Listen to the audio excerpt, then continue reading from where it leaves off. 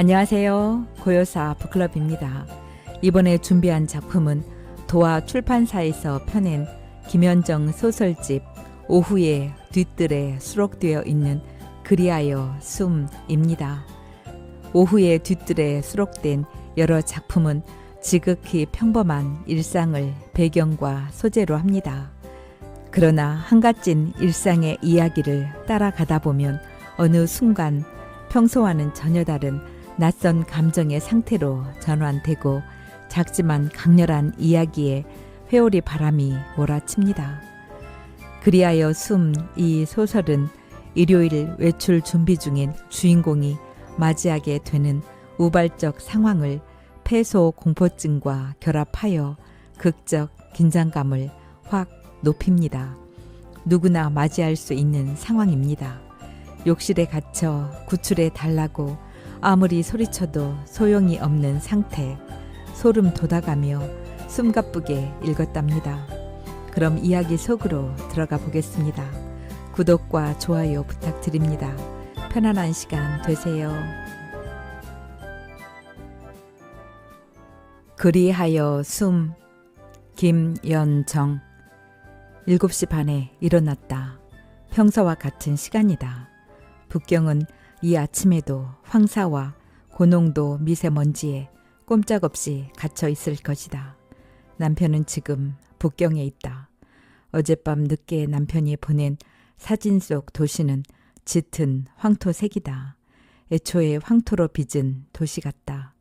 최근에 발굴한 고대 도시 같기도 하다. 마스크를 벗어 손에 든 남편은 황토빛 안개에 쌓인 고층 건물들을 뒤로 하고 어정쩡하게 서 있다.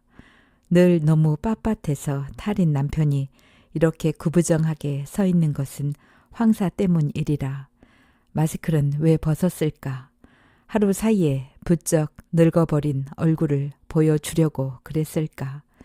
이런 곳에 뭐 때문에 보냈냐고 시위하는 마음으로 기관지도 안 좋은데 괜히 가라고 했나? 후회하는 마음이 잠시 고개를 든다. 대학 동기들이 칠순 기념으로 떠난 3박 4일 여행이다. 다음에 가지 뭐 하면서 몸을 빼는 남편을 억지로 등 떠밀어 보냈다. 아니야, 잘 보낸 거야.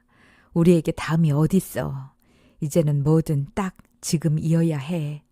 혼잣말을 하며 집안의 창들을 활짝 열어 젖힌다. 이곳은 오늘 미세먼지가 싹 거쳤다. 강력한 바람덕이다. 일주일째 미세먼지 농도가 위험 수준이더니 거짓말처럼 하늘이 맑게 세수한 얼굴이다. 뒷산의 초록도 분명하다. 창밖으로 얼굴을 내밀고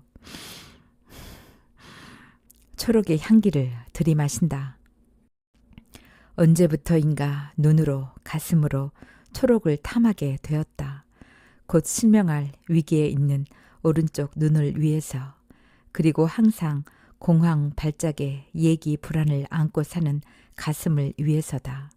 나지막한 평화 같은 녹색을 바라보니 어제 저녁 라디오에서 들은 DJ의 말이 떠오른다. 오늘 하루 무료하고 지루한 날을 보내셨나요? 그랬다면 당신은 행복한 사람입니다. 취업 못한 청춘들에게 주먹질 날아갈 그 말이 내게는 공감 100%로 다가왔다. 하루가 무료하고 지루했다는 건 외적으로 아무 변고도 일어나지 않았다는 얘기다. 내부 환경의 항상성 또한 유지되었다는 것이다. 얼마나 감사한 일인가. 아무쪼록 무료한 하루하루를 축제라 여기며 점진적인 쇠락으로 생을 마무리하게 되기를, 시납으로 꺼지는 촛불처럼 삶을 마감하게 되기를. 거실 창가에 놓인 수족관 속을 들여다본다. 간밤에 죽은 놈이 없나 살핀다. 내 얼굴을 본 열대어들이 모두 수면 위로 올라온다. 굿모닝, 간밤에도 모두 잘 잤구나. 이 아침에 살아있어준 녀석들이 기특하고 고맙다. 지난 겨울에는 웬일인지 자고 나면 한 놈씩 죽어서 떠올랐다. 저놈의 어항을 치워버리라니까. 남편이 고함을 지르곤 했다. 9수라 그랬을까. 지난해 겨울엔 유난히 남편 친구들의 부고가 많았다. 가뜩이나 속 시끄러운 날들인데 물고기까지 자꾸 죽어나가니 견디기 힘들었던 것 같다. 나는 어항을 없애는 대신 얼른 몇 마리를 사다가 채워 넣었다. 어항 속에 밥 알갱이 몇 개를 떨구니 재빠른 블랙 구피와 네온 테트라가 빠르게 입질을 한다. 먹이를 더 뿌려주자 다들 달려든다. 아무 생각 없이 꼬리나 흔들며 사는 것 같지만 녀석들에게도 생각이 있고 성격이 있고 취향이 있다. 평생 수족관의 아래쪽에서만 놀다가 죽는 놈이 있고 위에서만 노는 놈이 있다. 항상 둘이 붙어 다니는 놈이 있고 혼자 돌 속에 머리를 박고 노는 놈이 있다. 어항의 유리에 딱 달라붙어 노는 놈이 있고 수초의 넓은 잎 위에서 노는 놈이 있다. 넓은 잎에 수초 몇 뿌리를 어항 속에 넣어줬더니 레드 구피들이 가장 큰 잎을 두고 자리 다툼을 벌인다. 다른 잎에는 절대로 안 올라가고 어느 놈이 이미 차지하고 놓은 그 큰 잎만 탐내며 주위에서 뱅뱅 돈다. 그러다가 먼저 번 놈이 잠시 입에서 내려오면 다른 놈이 얼른 그 위에 올라가서 자리를 차지한다. 비스듬히 누워 요염한 자세를 취한다. 1cm밖에 안 되는 열대어들이 머리 쓰는 걸 보면 저절로 웃음이 핀다. 무슨 물고기들이 누워서 쉴 생각만 하냐? 당신처럼 게으르네. 그렇게 말하면서 남편은 레드 구피들의 쟁탈전을 보려고 오며 가며 어항 속을 들여다본다. 그리고는 낄낄 대며 웃곤 한다. 늙어선 움직이는 걸 키워야 해. 화초 기르는 것보다 100배 나아. 강아지보단 못해도. 하면서 큰언니가 권해서 키우게 된 열대어들인데 아닌 게 아니라 마음이 구겨진 콜라캔 같을 때 녀석들이 하는 짓을 바라보고 있으면 마음이 판판히 펴지는 걸 느낀다. 15년 이상 키운 개 3마리를 차례로 저 세상으로 보내고 다시는 개하고는 인연 맺지 않기로 한 우리 부부에게 딱 맞는 것 같다. 카톡이 울려댄다. 세례 받는 걸 축하해. 대속받은 주의 자녀로 거듭남을 축하해. 비로소 주님의 자녀됨을 축하해. 주님의 은혜 안에서 오늘도 보람찬 하루 되자. 언니들은 그렇게 요란한 문자들을 보내왔다. 꽃다발과 케이크도 몇 개씩 딸려있다. 세례받는 나보다 언니들이 더 좋아한다. 그동안 세례받는 걸 몇 차례 미뤄왔다. 긴가민가 하여 도통 믿음이 생기지 않아서다. 세례받는 오늘도 나는 엉터리 신자다. 진화론 쪽에 무게를 두고 있다가 늙음하게 갑자기 창조론을 믿기가 쉬운 일이 아니다. 그래서 나는 하느님도 믿고 사람도 믿는 하느님이 가장 싫어한다는 부류에 속한 채 교회에 다니고 있다. 몇 해 전 총알처럼 무자비하게 내 삶의 옆구리를 뚫고 들어온 공황장애가 아니었다면 아마 교회에 나가는 일은 없었을 것이다. 나는 언니들에게 아멘 답장을 날린다. 까짓 아멘쯤이야. 냉장고에서 사골 덩이를 꺼낸다. 재탕까지 끓여 먹고 보관해둔 것이다. TV에 나온 한의사가 삼탕에 칼슘이 더 많다고 하길래 스테인레스 들통에 사골을 넣고 물을 붓는다. 가스불을 중불로 한다. 물의 양이 적어 오래 끓이지 않아도 될 것이다. 욕실 앞에다 옷을 벗어두고 샤워하러 들어간다. 욕실 문을 조금 열어놓는다. 나는 방이든 어디든 문을 꼭 닫지 않는 습관이 있다. 욕실 안이 선뜻하니 춥다. 문을 슬쩍 닫고 재빨리 샤워를 한다. 예배는 10시에 시작한다. 교회는 걸어서 10분 거리에 있다. 샤워 마친 다음 아침 먹고 커피 마시고 천천히 걸어가면 된다. 그게 일요일 아침 나의 일상이다. 그런데 욕실 문이 안 열린다. 손잡이의 잠금 장치는 눌러있지 않았다. 당연하다. 내가 눌러놓지 않았으니까. 아니, 문을 꽉 닫지도 않았다. 그저 슬쩍 밀어놓았을 뿐이다. 문을 꽉 닫았다 해도 저절로 잠기지는 않는다. 바늘처럼 가느다란 잠금 장치는 손으로 잡아당기니 쑥 빠진다. 잠금 장치를 빼냈지만 문은 열리지 않는다. 안 잠갔는데 제까짓게 왜 안 열리겠어. 나는 침착하려 애쓴다. 나는 갇혔다. 갇히고 말았다. 갇혔다는 것을 인식하는 순간 발가락 끝이 후끈하더니 순식간에 머리 끝까지 열기가 뻗친다. 두피가 뜨끈뜨끈해진다. 금세 얼굴이 달아오르고 심장에 모진 방망이질을 한다. 호흡이 가빠진다. 머릿속에 태국행 비행기 한 대가 뜨고 몸이 떨려온다. 나는 세면기 수도꼭지에서 물을 한 컵 받아 급히 들이켠다. 괜찮아. 열릴 거야. 문을 안 잠갔잖아. 천천히 호흡을 하면서 다시 문을 연다. 손잡이를 살살 부드럽게 돌려본다. 안 열린다. 있는 힘껏 당긴다.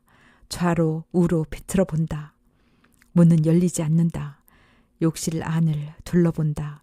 손잡이를 부술 만한 기구가 보이지 않는다. 샤워기 헤드를 빼어 문의 손잡이를 냅다 때려본다. 하지만 플라스틱 헤드만 동강나고 만다. 샴푸통으로 내려쳤지만 통만 찢어지고 샴푸 덩어리가 이리저리 튀어 미끄럽기만 하다. 누구 없어요? 사람이 갇혔어요. 소리를 지르며 두 손 바닥으로 문짝을 두드린다. 여기 사람이 갇혔어요. 주먹으로 두드리고 팔꿈치로 두드린다. 숨이 차오른다. 긴 숨을 토해본다.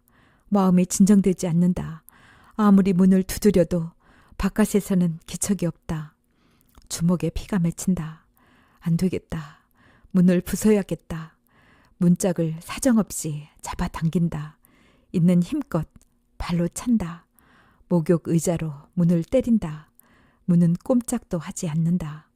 보기에는 발로 한번 뻥 차면 문짝 가운데에 구멍이 뻥 뚫릴 것 같은데 문짝은 맞은 흔적만 남긴다. 대야로 타일 바닥을 두드린다. 제발 층간 소음으로 달려오라고. 사람이 갇혔어요. 살려주세요. 사골 끓는 냄새가 문틈으로 솔솔 들어온다. 들통 속에서 사골이 한창 끓고 있는 모양이다. 뽀얗게 국물이 우러나고 있을 것이다. 국물이 다 쫄아붙기 전에 나가야 할 텐데. 그래, 그때까진 나갈 수 있을 거야. 여긴 내 집이잖아. 하면서 물을 또 마신다. 가쁘게 밀려오는 숨을 가라앉히려고 물이라도 마셔야 한다. 목욕탕의 시계는 벌써 8시 반이다. 동물병원 개원할 때 받은 방수 시계인데 걔는 죽고 시계만 남아있다. 내 집 욕실에 30분 이상 갇혀 있다니 이해할 수 없는 일이다. 염치에 불구하고 하느님을 부른다. 주님, 저 오늘 세례 받으러 교회 가야 해요. 아시죠? 근데 지금 제가 목욕탕에 갇혔는데 나갈 힘이 없습니다. 이토록 아무것도 할 수 없는 제가 그동안 주님의 능력과 은혜를 믿지 못했습니다. 저를 불쌍히 여기고 용서해 주세요. 그리고 여기서 저를 꺼내 주세요. 기도가 주님께 닿는 속도가 빛의 속도라고 들었습니다. 물고기 뱃속에서 요나를 토하게 하신 것처럼 부디 이 욕실이 저를 왈칵 토하게 해주세요. 눈물로 기도를 한 다음 손잡이를 살며시 돌려본다. 기적은 일어나지 않는다. 30분 이상 SOS를 쳤지만 내 간절함은 아무에게도 전달되지 않는다. 옆집 젊은 부부는 어제 알프스로 트레킹을 떠났다. 2주일 동안 집을 비운다고 인사를 왔었다. 평일이라면 혹시 우체부나 택배 아저씨가 올지도 모르지만 일요일인 오늘 우리 집 배를 누를 사람은 없다. 이곳에서 누가 죽는다 해도 아무도 모를 상황이다. 완벽하게 고립무원이다. 쿵쾅거리는 심장 소리가 머리 끝에서도 발끝에서도 들린다. 물을 또 마신다. 어떻게 해야 내 외침이 아래 윗집에 들릴까. 환풍기를 향해 소리를 지른다. 사람이 갇혔어요. 도와주세요. 살려주세요. 누구 없어요? 떨리는 목소리가 우렁우렁 울린다. 사골 국물 냄새가 진하게 난다. 양이 줄어들고 있을 것이다. 곧 있으면 국물이 다 쫄아붙을 것이다. 그 뒤의 일을 상상하는 것만으로도 머릿속이 압축되는 것 같다. 이제 꼼짝없이 죽는가 보다. 질식사를 하든 불에 타서 죽든 어쨌든 내 집에서 죽게 생겼다. 치명적인 적은 너희 집 그늘에 있다는 말이 떠오른다. 누가 왜 그런 말을 했을까? 살려주세요. 누구 없어요. 쉼없이 초침이 움직이고 있다. 이제 흐르는 시간에만 무한의 뜻이 담겨 있고 내 소리와 몸부림에는 아무런 의미가 없다. 춥다. 수납장에서 수건을 몇 장 꺼내어 위아래에 두른다. 핸드폰 벨소리가 울린다. 누굴까? 요동치는 내 심장은 아랑곳 없이 식탁 위의 핸드폰은 엘가의 사랑의 인사를 잔잔히 연주한다. 큰애 결혼식 날 신랑 신부 엄마들이 촛불을 켤 때도 저 음악이 첼로로 연주되었었다. 그날에야 어찌 알았을까. 1년에 2번 아들 얼굴 보는 것에도 며느리 허락을 받아야 할 줄을, 아들의 승진 소식을 사돈을 통해 듣게 될 줄을. 큰애는 지금 메뚜기처럼 이리 뛰고 저리 뛰는 아이들을 진압하여 교회에 갈 준비를 하고 있을 것이다. 핸드폰 벨이 계속 울린다. 저것만 갖고 들어왔더라면 나는 벌떡 일어나 손잡이를 마구 흔든다. 위아래로 비틀어 당긴다. 부서져라 흔든다. 문짝을 발로 찬다. 핸드폰 벨소리가 멈춘다. 작은 애였는지도 모르겠다. 작은 애는 처가에 가 있느라 한참 못 왔다. 딸 아이를 낳아 육아 휴직 중이다. 저녁 먹으러 집에 오겠다는 전화였을까. 늦게라도 와준다면 그가 바로 구세주인데 통화가 안 되었으니 오지 않을 것이다. 약속하지 않고 불쑥 오고 가는 일은 피차에 없으니까. 이 순간에 운명적인 끌림으로 나를 구하러 달려올 사람이 세상에 하나도 없을까? 남편은 지금 뭘 하고 있을까? 가슴을 찌르는 날카로운 불길함에 걷던 발걸음을 문득문득 멈추기라도 할까? 아마 그렇지는 않을 것이다. 남편과 나는 텔레파시가 팍팍 통하는 사이가 아니다. 나와 남편은 세상을 바라보는 창이 너무나 다른 방향, 너무나 다른 높이에 있다. 그렇더라도 남편 생각이 간절하다. 혼자 움직일 때는 반드시 핸드폰을 소지하라고 잔소리하던 남편이 보고 싶다. 고작 몇 년 일찍 태어났다는 이유로 자기가 먼저 세상 떠난다는 것을 기정사실로 믿고 있는 남편은 자기 사후에 내가 불편 없이 살도록 하려고 나를 호되게 단련시켰다. 그 덕에 왕 기계치인 내가 아이들에게 이메일도 보내고 남편의 문서도 작성해주고 인터넷 뱅킹도 하고 영화도 인터넷으로 예매하여 혼자 다니게 되었다. 마트에도 자주 안 가고 인터넷 배송시켜 살고 있다. 남편의 닭다리 아니었으면 죽었다 깨어도 못 배웠을 컴퓨터이다. 그렇게나 자기가 먼저 죽는다는 확신에 차 있었는데 이 남자를 어쩔까. 집과 아내를 모두 잃은 뒤에야 돌아오게 생겼으니. 아이들은 오늘 저녁 뉴스를 보고 알게 되려나. 자식들은 어미 생각에 한동안 비통해 하겠지만 아픔은 곧 희미해져 갈 것이다. 모두 짝을 찾았고 제 아이들을 낳았으니 그들에게서 위로를 받고 삶의 이유를 찾으며 살아갈 것이다. 재혼하기에는 늦었고 라면도 안 끓여본 남편이 오로지 걱정이다.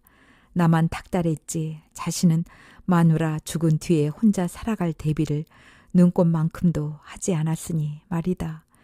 내키지 않아 하는 사람을 뭐 때문에 길을 쓰고 북경으로 떠밀었을까?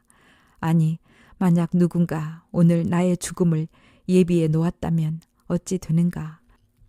남편의 여행은 불가항력이 아니었겠는가. 맞벌이인 옆집 부부마저 올해 집을 비우게 만들지 않았는가. 그 집 화장실에서는 내 소리가 들렸을지도 모르는데 아랫집 301호 부부는 아침 일찍 어디로 외출을 시켰을까. 501호 노 부부는 또 어디로 피신을 시켰을까. 멀쩡하던 한 사람을 죽음으로 몰기 위해서는 모든 조건이 완벽히 예비되어 있어야 하겠지. 나는 뭔지 모르는 힘에 걸려 들었다는 생각이 들었다. 그렇지 않고야 잠그지도 않은 문이 왜 안 열리느냐 말이다. 가슴이 쿵쿵 두근대며 오그라든다. 가슴에 극심한 통증이 온다. 꺽꺽 숨이 차오른다. 숨을 평생 한 번도 못 쉬어본 것처럼 온전한 숨이 그립다. 물을 마시고 목욕 의자에 주저앉는다. 팔다리에 힘을 빼고 몸을 이완시킨다. 가슴이 뻐근할 만큼 숨을 깊이 들이마셨다가 힘을 주어 빨리 뱉기를 반복한다. 사골 국물이 쫄아붙는 냄새가 난다. 내 가슴만큼 바짝바짝 쫄아붙는 냄새다. 국물이 얼마 남지 않았을 것이다. 가스레인지에 사골만 올려놓지 않았더라면 이 상황을 견디기가 좀 수월했을까. 태국에 다녀오고 나서 보름이 지난 뒤 나는 입원했다. 젊은 정신과 의사는 결혼 전에 우리 아들들처럼 다감했다. 얼마나 힘드셨어요. 공황 발작이 일어나면 당장 죽을 것처럼 두렵고 힘들죠. 그런데 절대로 그로 인해 죽지는 않아요. 공황 장애의 요인은 상당히 여러 가지가 있어요. 통상 스트레스 때문에 온다고 생각하지만 꼭 그런 것은 아니고 말하자면 부교감 신경의 오작동에서 온다고 봅니다. 환자분의 경우는 폐소 공포증으로 공황 발작이 온 것 같네요. 폐소 공포증은 어딘가에 갇혔던 기억이 있던 사람이 그 트라우마로 인해 생기기도 하고 성적 상처나 권위체에 대한 상처가 무의식에 억압되어 있다가 변형되어 어떤 특정 상황을 두려워하는 형태로 나타나기도 해요. 하지만 그런 이유 없이 생기는 경우도 있어요. 혹시 무슨 억압이 있으세요? 아니면 전에 어디 갇힌 적이 있으신지? 나는 의사의 설명을 들으며 권위체와 억압이라는 단어를 덥석 물었다. 깊은 비밀을 들킨 듯 움찔하면서 그때 남편이 나를 바라보며 말했다. 억압은 무슨? 전에 어디 갇혔던 적이 있어? 남편과 눈이 마주치자 나는 덥석 물었던 말을 슬며시 뱉었다. 그래, 이 억압이 특별히 내게만 있는 것이겠는가? 결혼에 묶인 모든 사람들이 가지고 있는 게 아니겠는가? 원래 독신에는 외로움이, 결혼 생활에는 숨막힘과 노여움, 좌절이 따른다고 프랑스의 어떤 작가도 말하지 않았는가? 또한 사람은 어느 상태에서든 행복을 누리는 재간이 썩 뛰어나지 않다고. 태국행 비행기 안에서 처음 그런 고통과 만났을 때 나는 갇혔기 때문이라고는 생각도 하지 않았다. 비행기 안이 그다지 좁은 공간이 아니고 많은 사람들이 아무렇지도 않게 잠을 자거나 책을 보거나 TV를 보고 있지 않았는가. 나는 다만 창문을 열 수 없어서 그렇다고만 생각했다. 창을 한 번만 열 수 있다면, 바람 한 모금만 마실 수 있다면 고통은 금방 사라질 것 같았으니까. 차라리 비행기가 추락하는 게 낫겠다 싶을 만큼 극심한 호흡 곤란이 왔다. 숨을 한 번만 제대로 쉴 수 있다면 더 이상 바랄 게 없을 것 같았다. 처음에 얼굴이 후끈 달아올랐을 때는 더워서 그런 줄 알았다. 카디건을 벗었다. 하지만 열기는 순식간에 발끝까지 퍼졌다. 속이 메스껍고 가슴이 터질 듯 뛰었다. 전신에 마비가 오는 듯하여 몸을 어떻게 해야 할지 알 수 없었다. 하지만 옆자리에 앉은 남편은 내 고통을 체감하지 못했다. 긴 다리를 좁은 좌석 안에 구겨 넣고 앉았으니 그것에만 짜증이 나 있었다. 왜 그래? 일본 갈 땐 괜찮았잖아. 그런 소리만 해댔다. 그렇긴 했다. 제주도나 일본 갈 땐 아무렇지도 않았다. 그랬으니 호기롭게 태국행 비행기를 탔다. 남편이 내 상태를 체감한다고 해서 달라질 건 없었다. 비행기를 금방 착륙시키든가 창문을 열어 젖히기 전에는 달라질 게 없었으니까. 승무원들도 아무 방법이 없다고 했다. 오늘따라 만석이라 좌석을 옮겨 드릴 수도 없네요.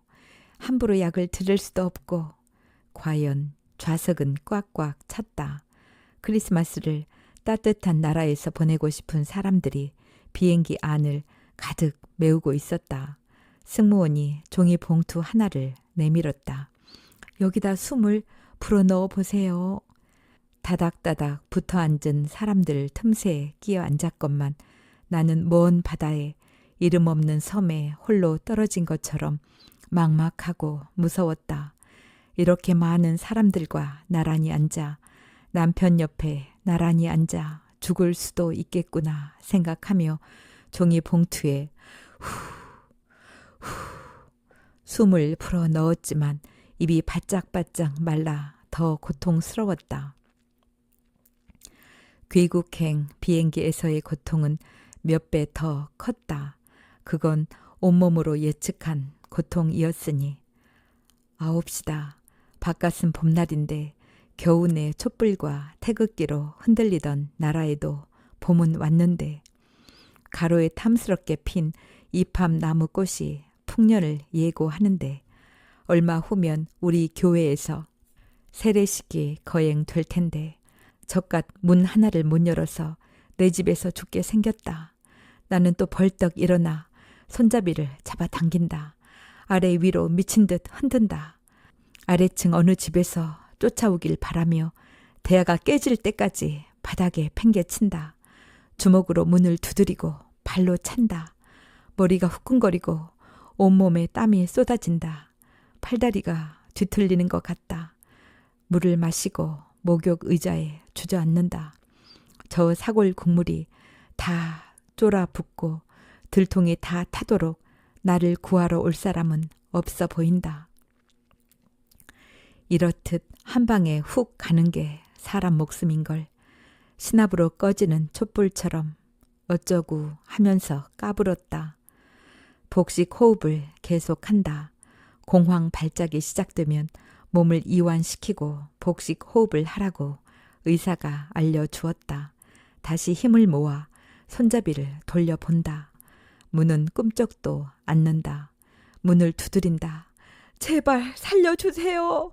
누구 없어요? 환풍구 쪽을 향해 고함을 지른다. 하느님, 저를 불쌍히 여기옵소서. 저를 살려주옵소서. 태국 갔다 오는 비행기 안에서 나는 살아남았다. 왜 그런 고통을 겪었는지 알지 못한 채. 하지만 비행기는 다시 못하겠구나 생각했다. 그동안 남편의 일 때문에 해외여행을 미루고 미뤄왔었다. 일은 핑계고 실은 남편이 여행에 그다지 흥미가 없는 사람이었다. 어쨌든 남편이 일에서 해방되고 더 이상 핑계거리가 없어지자 해외여행을 좀 다녀볼까 했는데 상황이 그리 되었다. 갈 수 없는 이유가 분명해지자 해외여행은 곧바로 신포도가 되었다. 가봐야 별거 있어?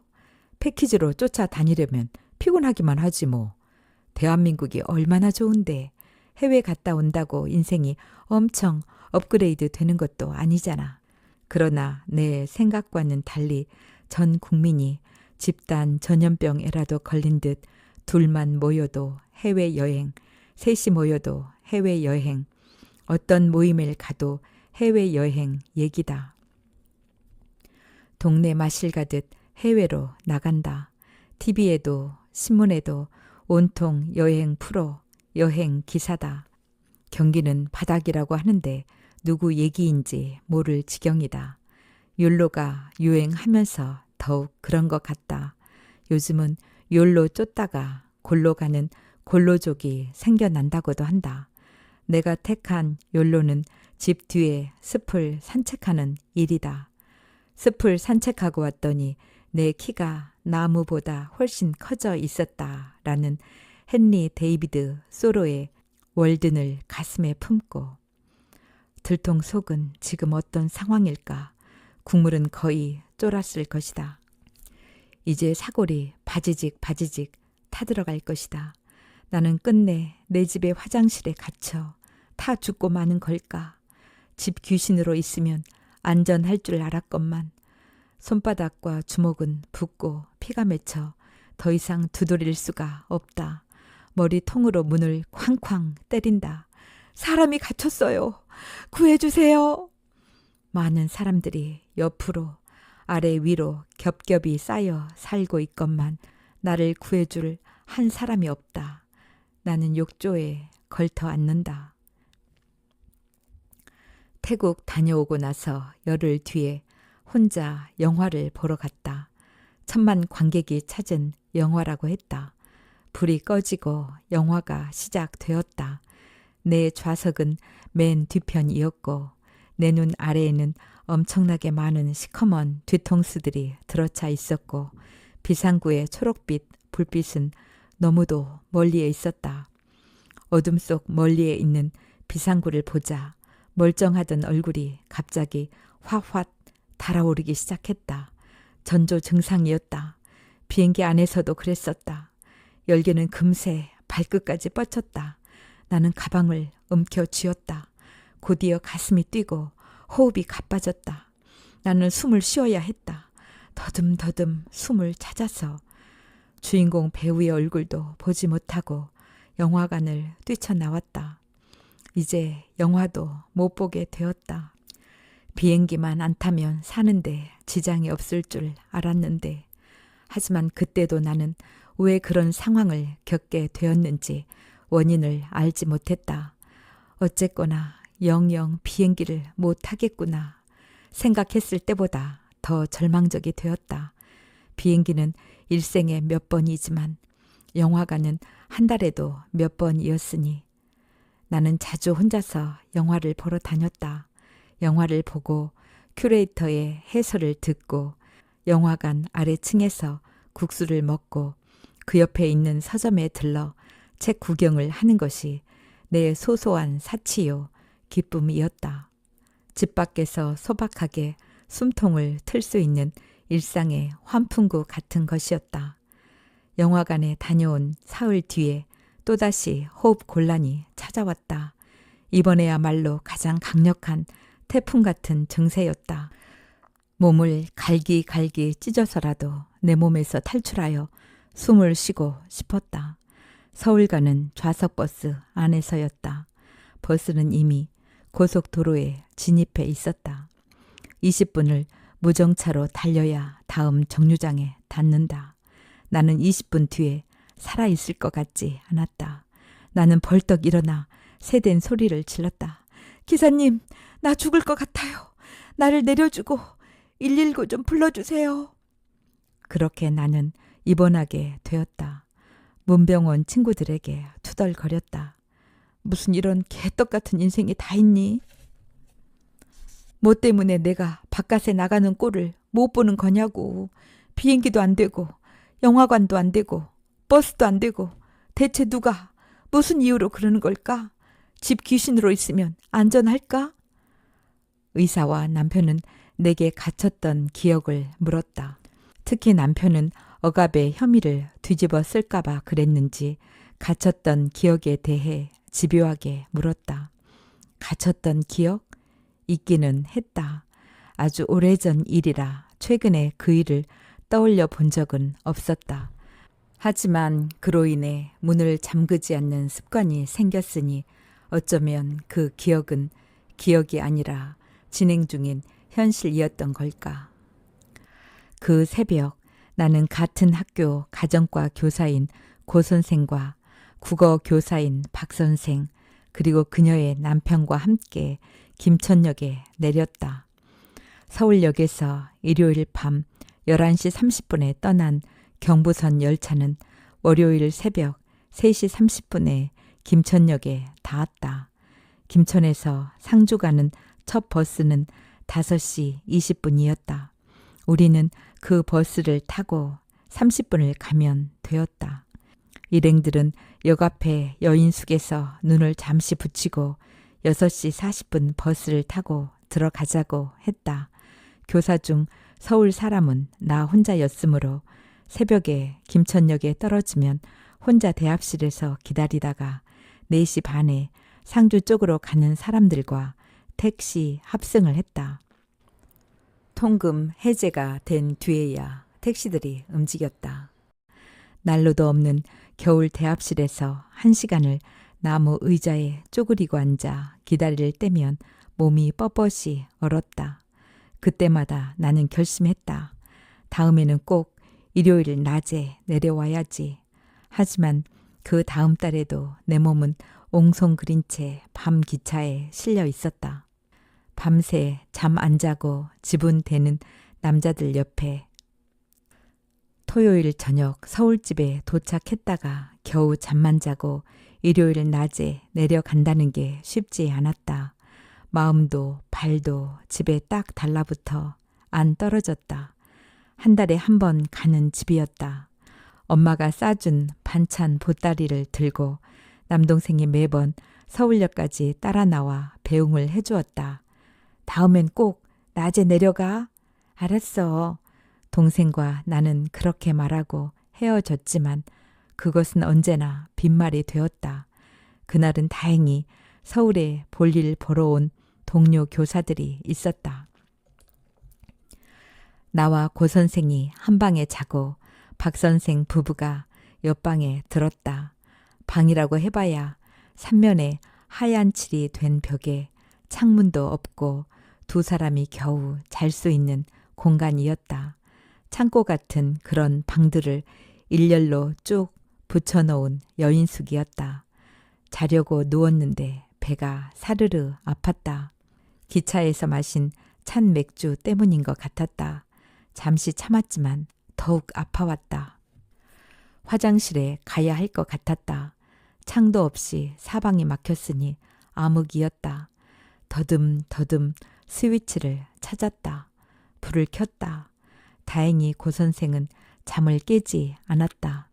조용히 방문 손잡이를 돌렸다. 그런데 문이 열리지 않았다.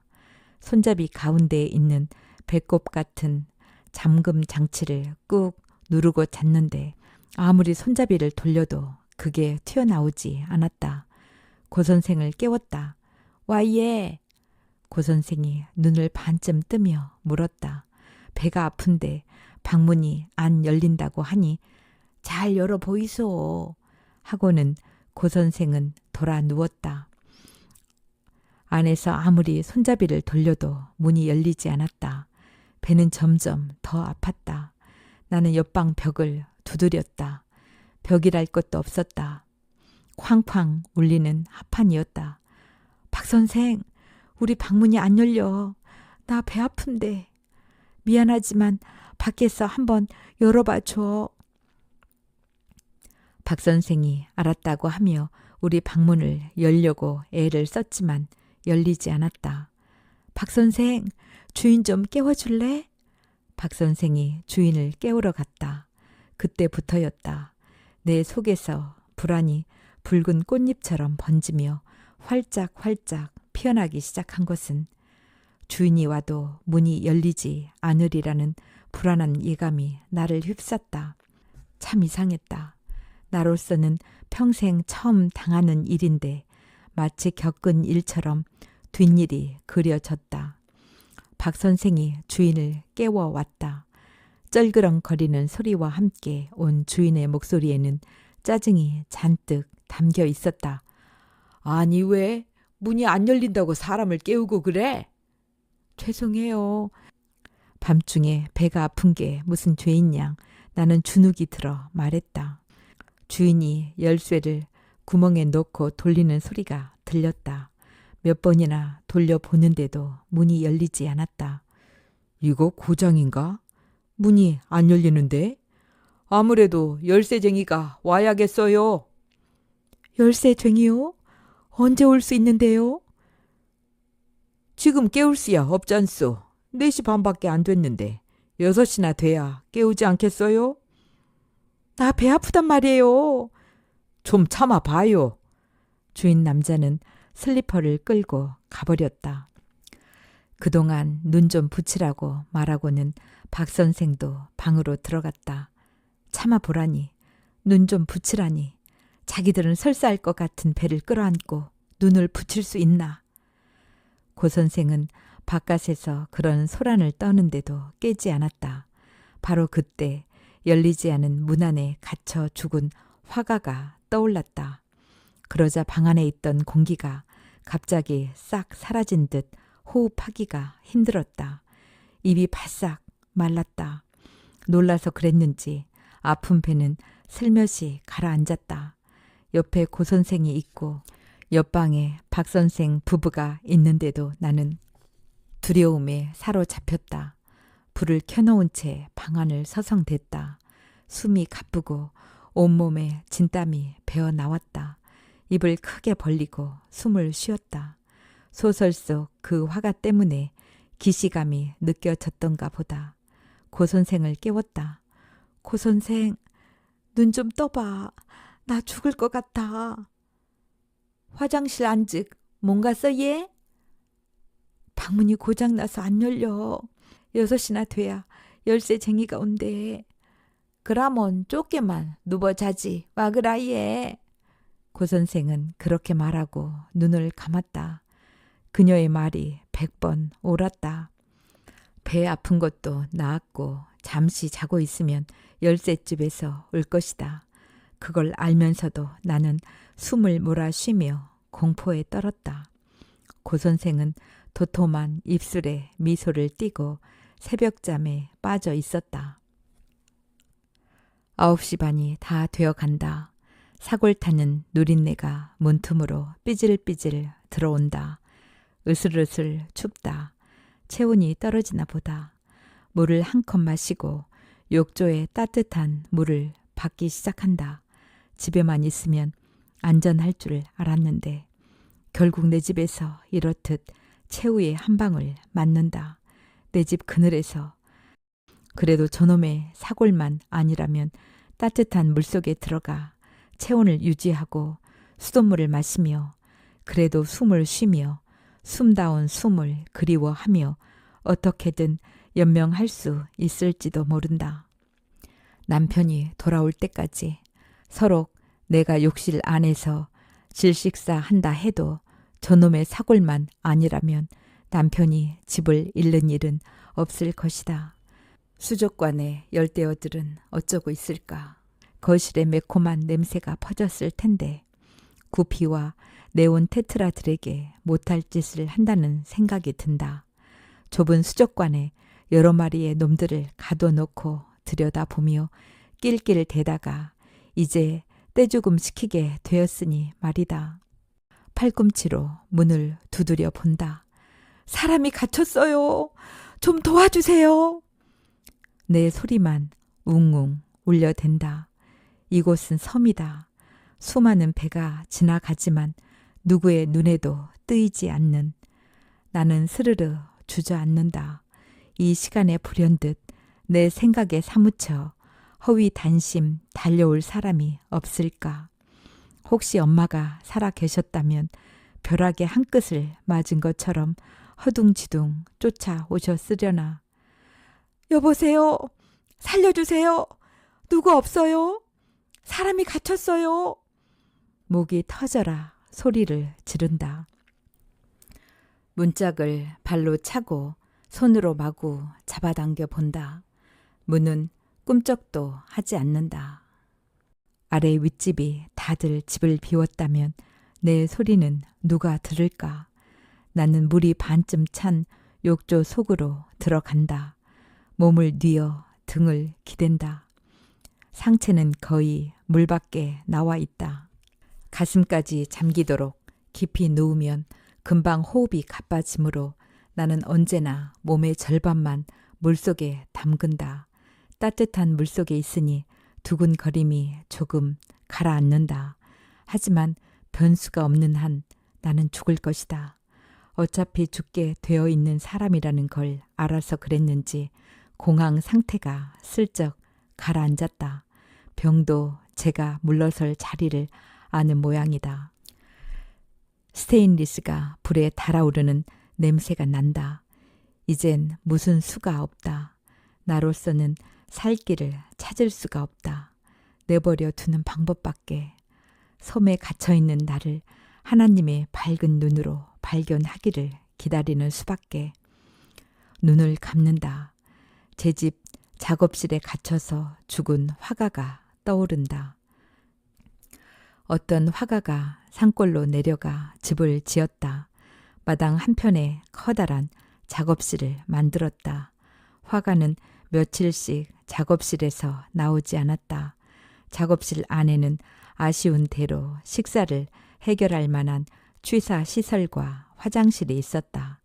어느 늦은 밤 화가는 작업을 마치고 안채로 들어가려고 했다. 그런데 작업실 문이 열리지 않았다. 화가는 문을 두드려 집안일을 도와주는 남자를 불렀다. 남자가 밖에서 몇 번이나 손잡이를 돌려봤지만 문은 열리지 않았다. 열쇠를 가져다 열어봐요. 화가는 잠시 갇혔다는 것에 불쑥 조급증이 일고 가슴이 조여들었다. 그곳에서 며칠씩 한 발짝도 나가지 않은 적도 많건만 그랬다. 숨이 가빠오고 얼굴이 후끈후끈 달아올랐다. 빨리 열어봐요. 다급해진 화가가 쾅쾅 문을 두드리며 소리를 질렀다. 남자가 몇 번이고 열쇠를 돌렸지만 폐쇄가 해체되는 찰칵 소리는 나지 않았다. 내일 아침날 박는 대로 열쇠쟁이를 데려오겠어요. 남자는 제 방으로 돌아가고 화가는 작업실에 남았다. 다음 날 남자는 첫 새벽에 읍내로 나가 열쇠쟁이를 데리고 왔다. 열쇠쟁이가 문을 따려고 아무리 애를 써도 문은 열리지 않았다. 열쇠쟁이는 결국 철문을 떼었다. 철문을 떼어낸 작업실 입구에 화가가 새우 모양으로 누워 있었다. 남자가 뛰어 들어갔다. 화가는 죽어 있었다. 시골 자취방에서 그 소설을 읽은 밤 나는 잠들지 못했다. 소설을 읽고 잠들지 못한 것은 에드거 앨런 포의 검은 고양이 이후 처음 있는 일이었다. 그때 난 왜 화가의 죽음에 그토록 섬뜩한 공포를 느꼈던 걸까? 수십 년이 지난 지금까지도 그 죽음을 또렷이 기억하는 이유는 뭘까?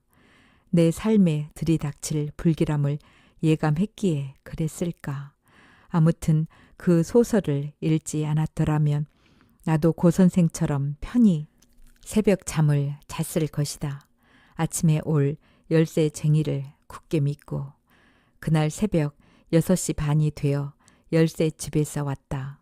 예감대로 열쇠쟁이는 문을 따지 못했다. 결국 문짝을 떼었다.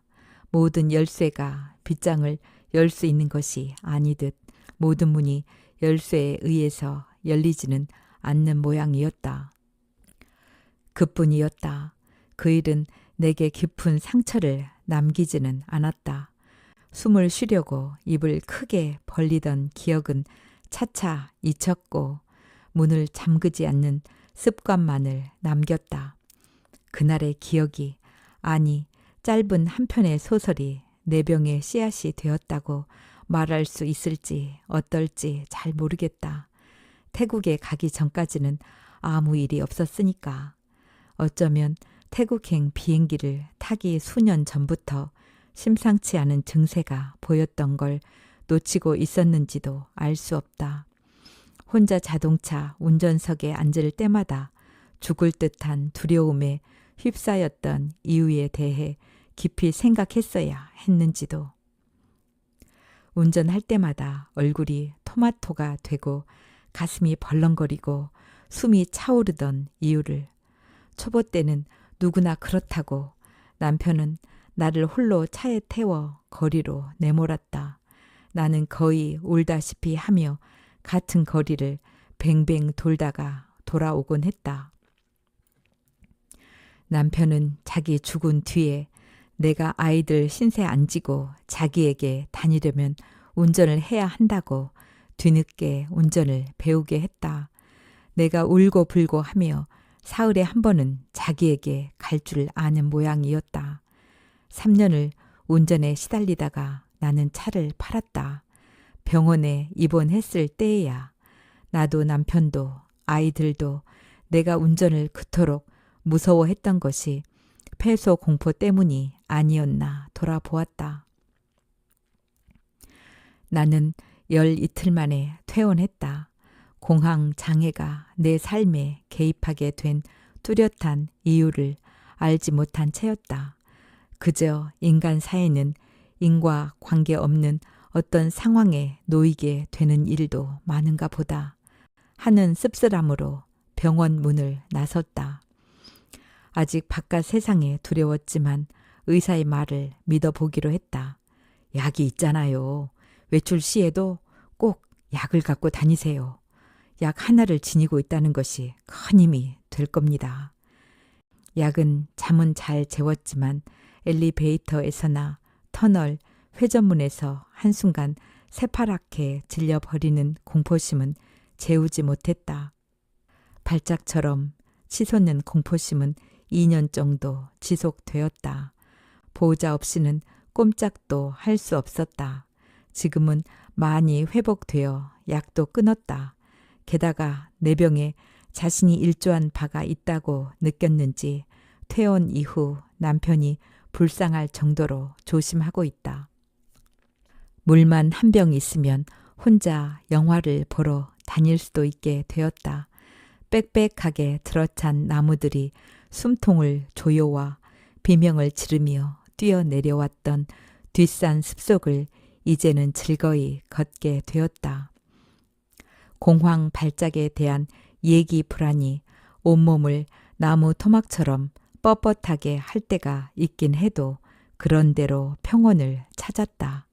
그래도 비행기는 탈 수 없을 것 같아 남편을 혼자 북경에 보낸 건데 일이 이 지경이 되었다.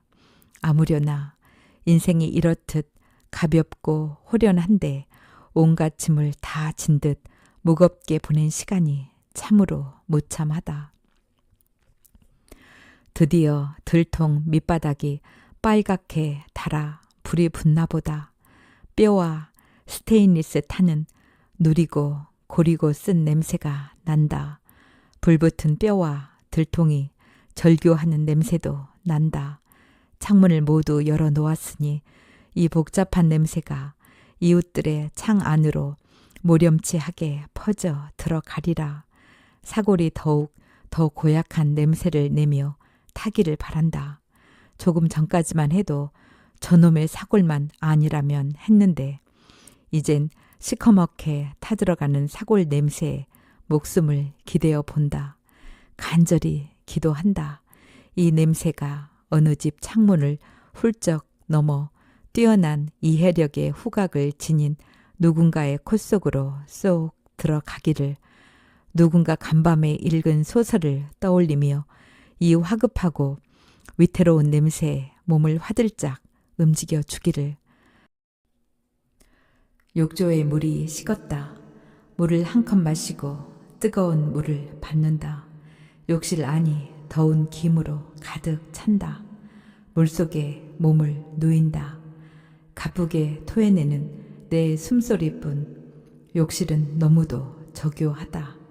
아파트 주민들이 나만 이곳에 가둬놓고 모두 어디로 가버린 것처럼 고요하다. 이 문은 언제 무엇에 의해 열리게 될까?